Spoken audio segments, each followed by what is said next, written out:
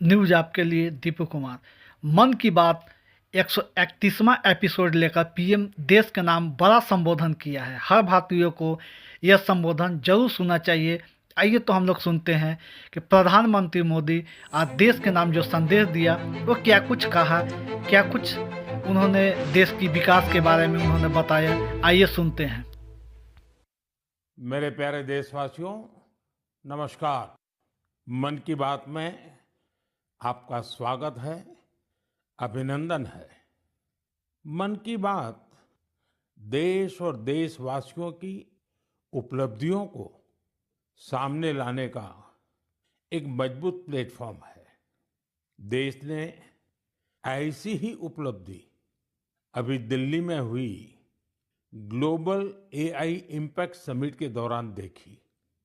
कई देशों के नेता, उद्योग जगत के लीडर्स, इनोवेटर्स और स्टार्टअप सेक्टर से जुड़े लोग एआई इम्पैक्ट समिट के लिए भारत मंडपम में एकत्र हुए।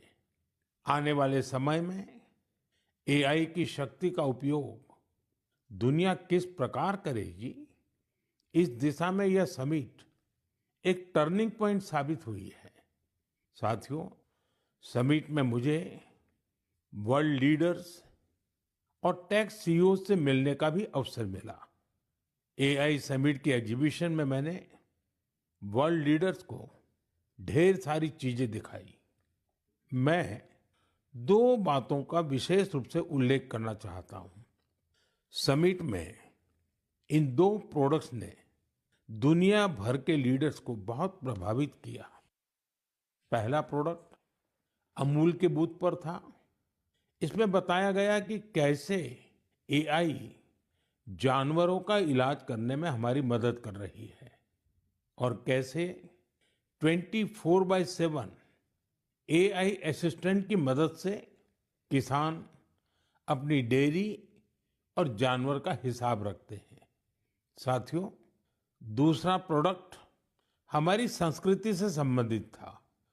दुनिया भर के लीडर्स ये देखकर हैरत में पड़ गए कि कैसे एआई की मदद से हम हमारे प्राचीन ग्रंथों को, हमारे प्राचीन ज्ञान को, हमारी पांडुलिपियों को संरक्षित कर रहे हैं, आज की जनरेशन के अनुरूप ढाल रहे हैं।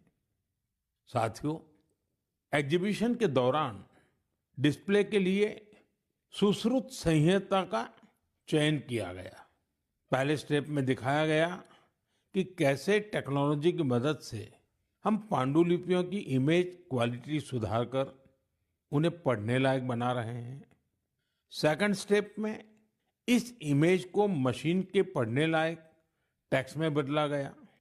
अगले स्टेप में मशीन रीडेबल टेक्स्ट को एक एआई अवतार ने पढ़ा और फिर अगले स्टेप में हमने ये भी दिखाया कि कैसे टेक्नोलॉजी से ये अनमोल भारतीय ज्ञान इंडियन लैंग्वेजेस और विदेशी भाषाओं में ट्रांसलेट किया जा सकता है। भारत के प्राचीन ज्ञान को आधुनिक अवतार के माध्यम से जानने में वर्ल्ड लीडर्स ने बहुत दिलचस्पी दिखाई। साथियों, इस समिट में दुनिया को एआई के क्षेत्र में भारत की अद्भुत क्षमताएं देखने को मिली है। इस दौरान भारत ने 3 made in India AI model भी लॉन्च किए। ये अपने आप में अब तक की सबसे बड़ी एआई समिट रही है। इस समिट को लेकर युवाओं का जोश और उत्साह देखते ही बन रहा था। मैं सभी देशवासियों को इस समिट की सफलता की बधाई देता हूं। साथियों, मैं अक्सर कहता हूं, जो खेले वो खिले। खेल हमें जोड़ता भी है। आजकल आप T20 वर्ल्ड कप के मैच देख रहे होंगे और मुझे पक्का विश्वास है कि मैच देखते हुए कई बार आंखें किसी खास खिलाड़ी पर टिक जाती होंगी। जर्सी किसी और देश की होती है, लेकिन नाम सुनकर लगता है कि अरे, ये तो अपने देश का है। तब दिल के किसी कोने में एक हल्की सी खुशी आती है, क्योंकि वो खिलाड़ी भारतीय मूल का होता है और वो उस देश के लिए खेल रहा होता है जहां उसका परिवार बस गया है। वे अपने अपने देशों की जर्सी पहनकर मैदान में उतरते हैं, पूरे मन से उस देश का प्रतिनिधित्व करते हैं। कनाडा की टीम में सबसे ज्यादा भारतीय मूल के खिलाड़ी हैं। टीम के कप्तान दिलप्रीत बाजवा का जन्म पंजाब के गुरदासपुर में हुआ था। नवनीत धालीवाल चंडीगढ़ के हैं। इस लिस्ट में हर्ष ठाकर, श्रेयस मोवा जैसे कई नाम हैं जो कनाडा के साथ साथ भारत का भी गौरव बढ़ा रहे हैं। अमेरिका की टीम में कई चेहरे भारत के घरेलू क्रिकेट से निकले हुए हैं।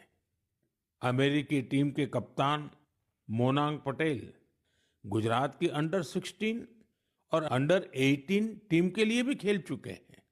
मुंबई के सौरभ, हरमीत सिंह, दिल्ली के मिलिंद कुमार, ये सब अमेरिकी टीम की शान है।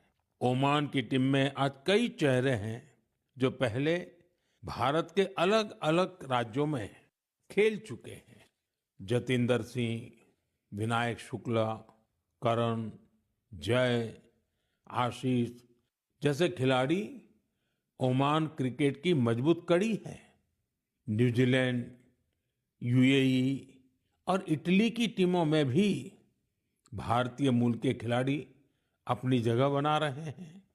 ऐसे कितने ही भारतीय मूल के खिलाड़ी हैं जो अपने देश का गौरव बढ़ा रहे हैं, वहां के युवाओं के लिए प्रेरणा बन रहे हैं। भारतीयता की यही तो विशेषता है। भारतीय जहां भी जाते हैं अपनी मातृभूमि की जड़ों से जुड़े रहते हैं और अपनी कर्मभूमि यानी जिस देश में रहते हैं उसके विकास में भी सहयोग करते हैं। मेरे प्यारे देशवासियों, किसी भी माता पिता के लिए अपने बच्चे को खोने से बड़ा दुख कुछ और हो ही नहीं सकता। छोटे से बच्चे को खोने का दुख तो और भी गहरा होता है। कुछ ही दिन पहले हमने केरला की एक नन्ही मासूम आलिन शेरिन अब्राहम को खो दिया है। महज 10 महीनों में वो इस दुनिया से चली गई।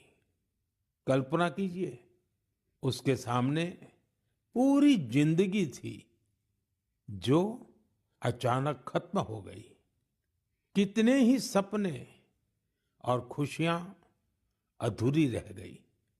उसके पेरेंट्स जिस पीड़ा से गुजर रहे होंगे उसे शब्दों से व्यक्त नहीं किया जा सकता है। लेकिन इतने गहरे दर्द के बीच भी आलिन के पिता अरुण अब्राहम और मां शेरिन ने एक ऐसा फैसला लिया जिससे हर देशवासी का हृदय उनके प्रति सम्मान से भर गया है। उन्होंने आलिन के अंगदान का फैसला किया।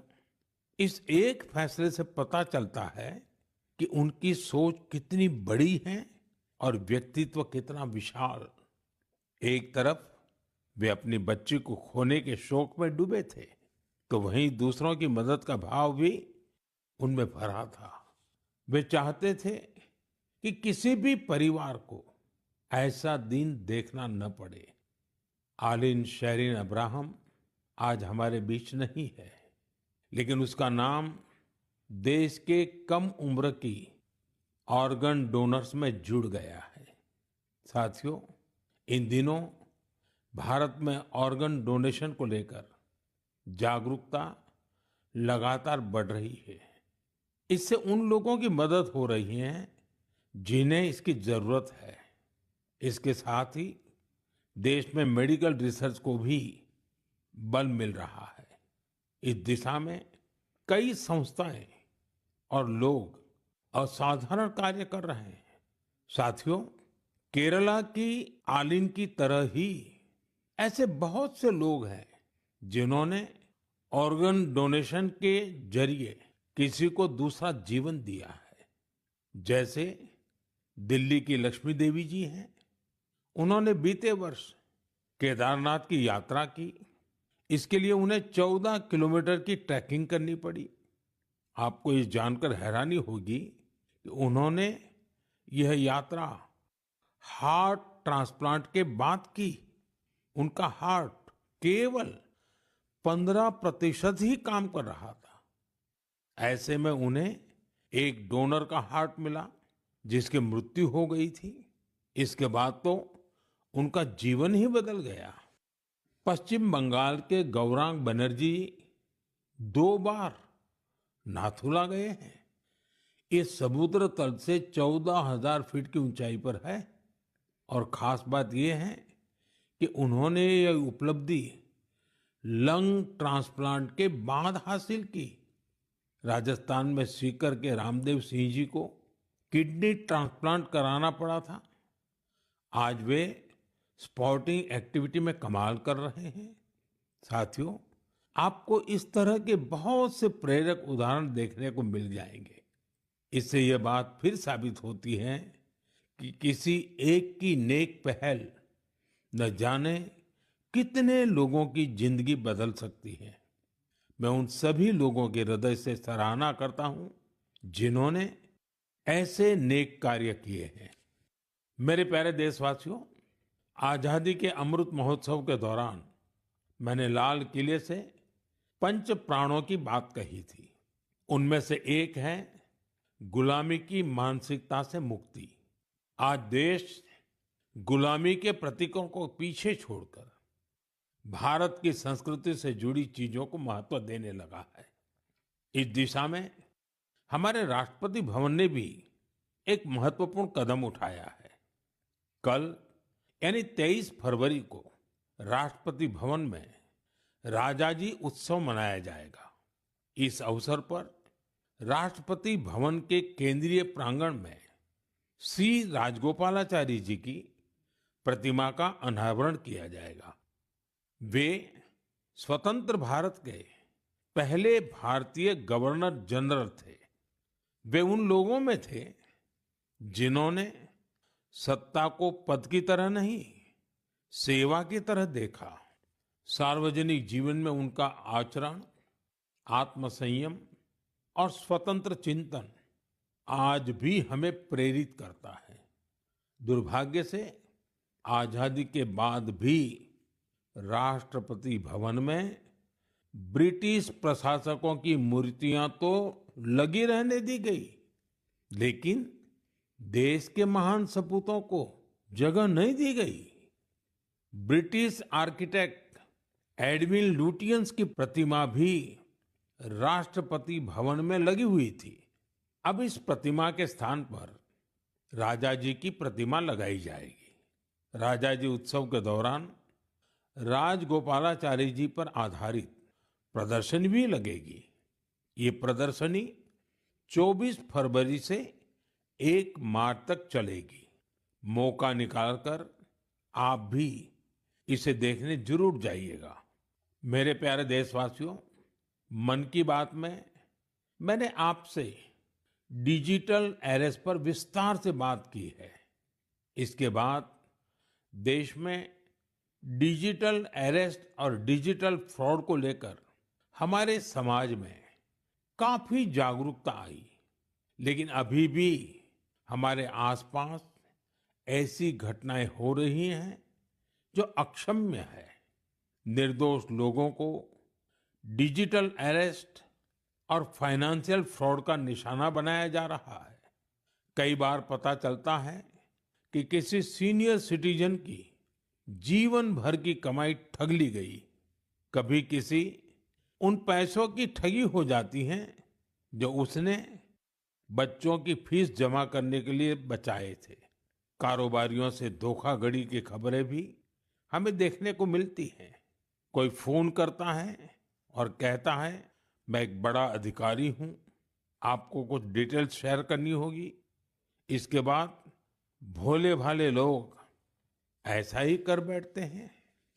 इसलिए आपका सतर्क रहना जागरूक रहना बेहद जरूरी है।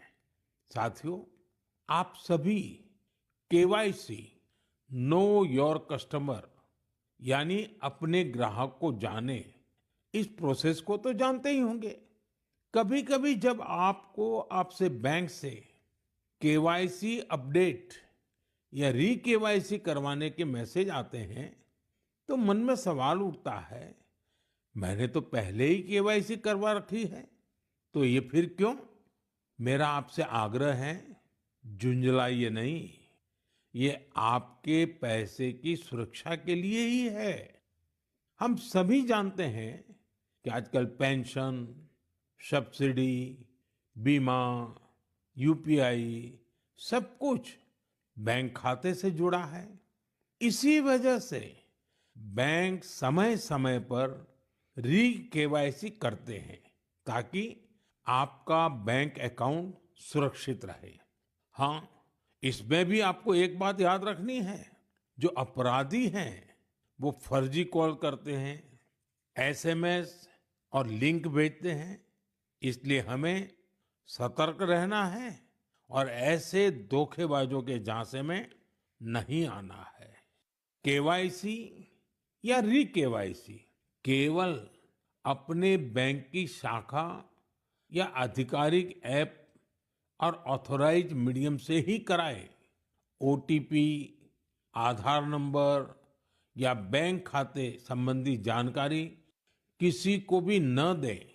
और सबसे अहम बात, अपने पासवर्ड को समय समय पर जरूर बदलते रहें। जैसे हर मौसम के साथ खान पान बदल जाता है, पहनावा भी बदल जाता है, वैसे ही नियम बना लीजिए कि हर कुछ दिन में आपको अपना पासवर्ड भी बदल लेना है। साथियों, हाल ही में भारतीय रिजर्व बैंक ने इन्हीं विषयों पर वित्तीय साक्षरता सप्ताह का आयोजन किया था। वित्तीय साक्षरता का ये अभियान अब पूरे वर्ष जारी रहेगा। इसलिए भारतीय रिजर्व बैंक के मैसेज का ध्यान रखें और अपनी केवाईसी अपडेटेड रखें। याद रखिए, सही केवाईसी, समय पर री केवाईसी, करे खाता सुरक्षित, बने सशक्त नागरिक, क्योंकि सशक्त नागरिकों से ही बनता है मजबूत और आत्मनिर्भर भारत। मेरे प्यारे देशवासियों, हमारे किसान केवल अन्नदाता नहीं है, वे धरती के सच्चे साधक हैं। मिट्टी को सोना बनाना क्या होता है, ये कोई हमारे किसानों से सीखे। और हमारा आज का किसान तो परंपरा और टेक्नोलॉजी दोनों को साथ लेकर चल रहा है। और मुझे ये देखकर खुशी होती है कि हमारे किसान अब सिर्फ उत्पादन नहीं, बल्कि गुणवत्ता, वैल्यू एडिशन और नए बाजारों पर भी ध्यान दे रहे हैं। ओडिशा में हिरोत पटेल नाम के एक युवा किसान से जुड़ी जानकारी वाकई बहुत प्रेरक है। करीब 8 साल पहले तक वे अपने पिता शिवशंकर पटेल के साथ पारंपरिक ढंग से धान की खेती करते थे, लेकिन उन्होंने खेती को नए नजरिए से देखना शुरू किया। अपने खेत के तालाब के ऊपर उन्होंने मजबूत जालीदार ढांचा बनाया, उस पर बेल वाली सब्जियां उगाई, तालाब के चारों ओर केले, अमरूद और नारियल लगाए और तालाब में मछली पालन भी शुरू किया। यानी एक ही जगह पारंपरिक खेती भी हो रही है, सब्जी भी, फल भी, मछली भी। इससे जमीन का बेहतर उपयोग हुआ, पानी की बचत हुई और अतिरिक्त आमदनी भी मिली। आज दूर दूर से किसान उनका मॉडल देखने आते हैं। साथियों, केरला के त्रिशूर जिले में एक गांव ऐसा है जहां एक ही खेत में 570 तरह की धान की किस्में लगाई जाती हैं। इसमें स्थानीय किस्में भी हैं। हर्बल किस्में भी हैं और दूसरे राज्यों से लाई गई प्रजातियां भी हैं। ये केवल खेती नहीं, बीजों की विरासत को बचाने का महाअभियान है। हमारे किसानों की मेहनत का असर आंकड़ों में भी दिख रहा है। भारत आज दुनिया का सबसे बड़ा चावल उत्पादक देश बन चुका है। 15 करोड़ टन से अधिक चावल का उत्पादन ये छोटी उपलब्धि नहीं है। हम अपनी जरूरतें पूरी कर रहे हैं और दुनिया की फूड बास्केट में योगदान भी दे रहे हैं। साथियों, अब तो कृषि उत्पाद हवाई मार्ग से भी ज्यादा आसानी से विदेश पहुंच रहे हैं। कर्नाटका के नंजनगुड केले, मैसूरू पान के पत्ते और इंडी नींबू को मालदीव भेजा गया। ये उत्पाद अपने स्वाद और गुणवत्ता के लिए जाने जाते हैं और इन्हें जीआई टैग भी मिला है। आज का किसान क्वालिटी भी चाहता है, क्वांटिटी भी बढ़ा रहा है और अपनी पहचान भी बना रहा है। मेरे प्यारे देशवासियों, पिछले वर्ष इसी समय महाकुंभ की अद्भुत तस्वीरें आपको जरूर याद होगी। संगम के तट पर उमड़ता जनसागर, आस्था का अथाह प्रवाह और स्नान के उस पावन क्षण में जैसे भारत अपनी सनातन चेतना से साक्षात्कार कर रहा था।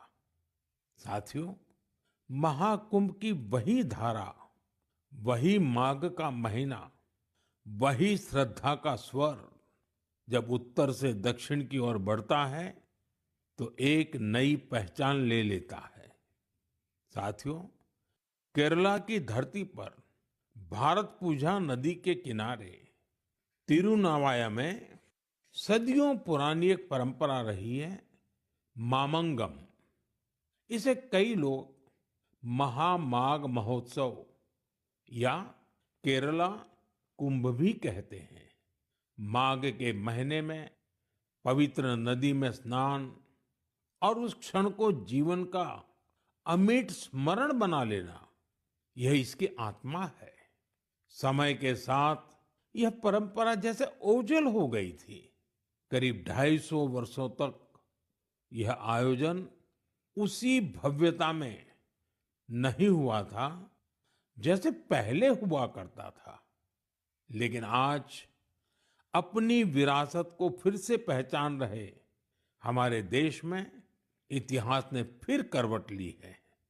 इस बार बिना किसी बड़ी घोषणा के केरला कुंभ का सफल आयोजन हुआ। लोगों ने इसके बारे में एक ने दूसरे को बताया, कानों कान बात पहुंचती गई और देखते ही देखते श्रद्धालु तिरुनावाया पहुंचने लगे।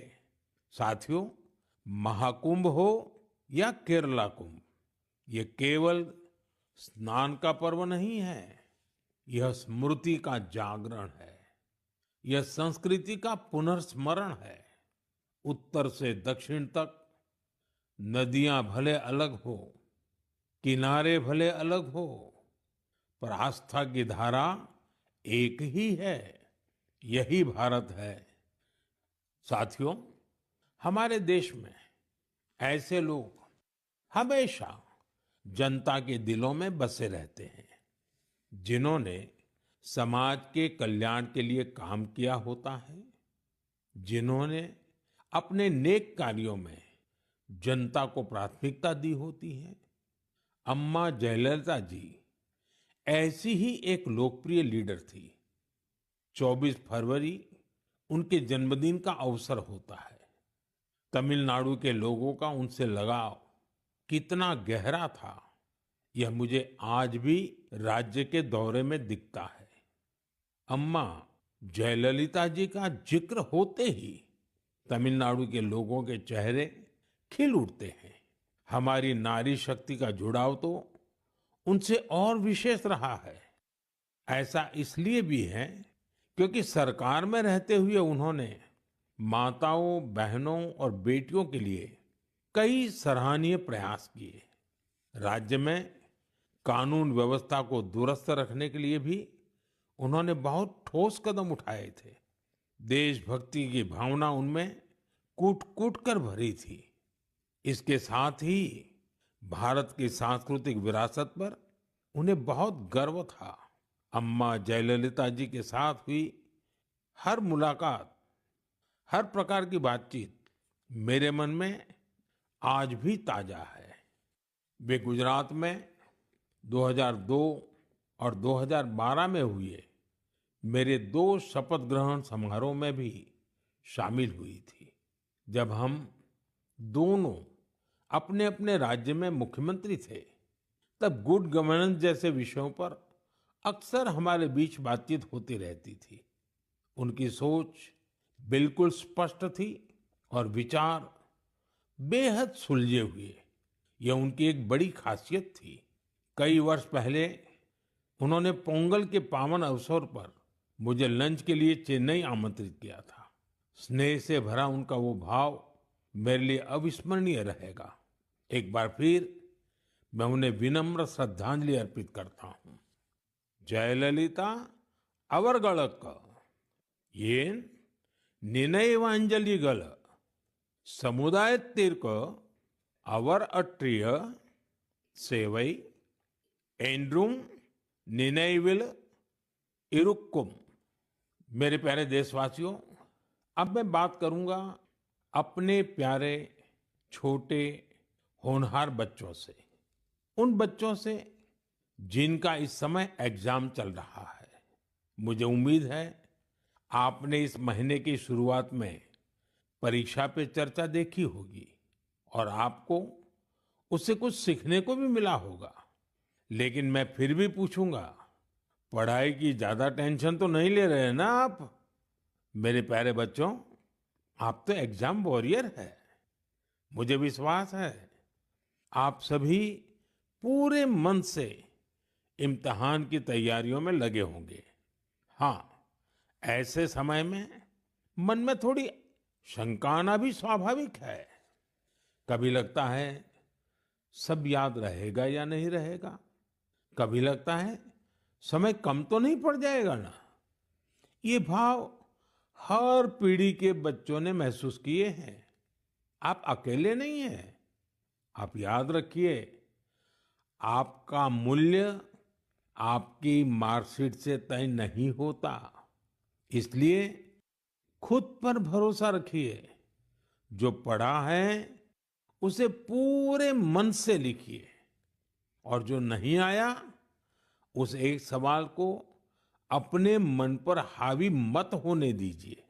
और एक बात, अपने माता पिता और शिक्षकों से बात करते रहिए। वे आपके नंबरों से नहीं, आपके प्रयास से आपकी पहचान करते हैं। वो आपकी मेहनत से खुश रहते हैं। मुझे पूरा भरोसा है कि आप परीक्षा में भी सफल होंगे और अपने जीवन में भी सफलता की नई ऊंचाई प्राप्त करेंगे। साथियों, इन दिनों रमजान चल रहा है। मैं इस पवित्र महीने के लिए सभी को शुभकामनाएं देता हूं।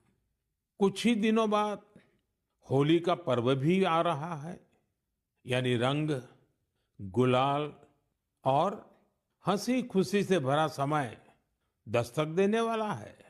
आप सभी अपने परिवार और अपनों के साथ खुशी के साथ सारे त्योहार मनाएं। और हाँ, कुछ मंत्र हमेशा याद रखें, जैसे वोकल फॉर लोकल।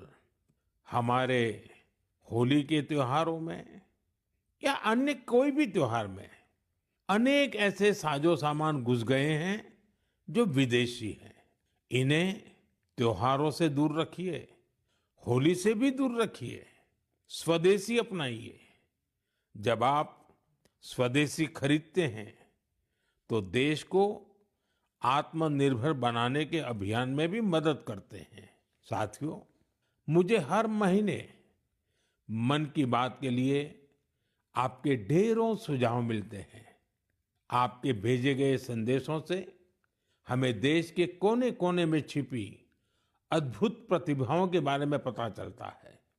निजी स्वार्थ से उठकर समाज के लिए कुछ करने की अनेक प्रेरणादायी गाथाएं आपके माध्यम से देश भर के लोगों तक पहुंची हैं। आप ऐसे ही अपने प्रयास जारी रखें। मुझे आपके संदेशों का इंतजार रहेगा। मैं एक बार फिर आपको और आपके परिवार को आने वाले त्योहारों की अनेक अनेक शुभकामनाएं देता हूं। बहुत बहुत धन्यवाद।